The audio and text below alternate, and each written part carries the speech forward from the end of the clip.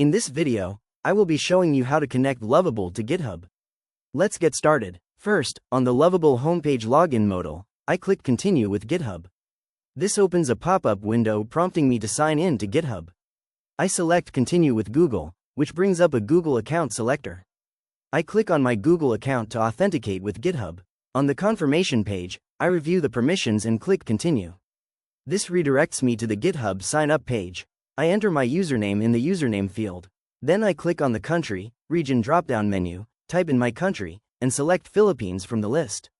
Next, I click Create Account to complete the GitHub account creation process. Once created, I am taken to the authorization page. Here, I click Authorize GPT Engineer app to connect GitHub with Lovable. After a brief redirect, the setup modal appears. First, I select my preferred theme by clicking Light, then click Next. Next, I enter my full name into the full name text box and click Next. For my role, I select Other from the option cards and click Next.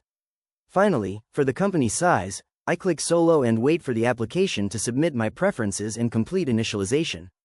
Once redirected to the Lovable dashboard, I click inside the prompt input box where it says, "What's on your mind, Diane?"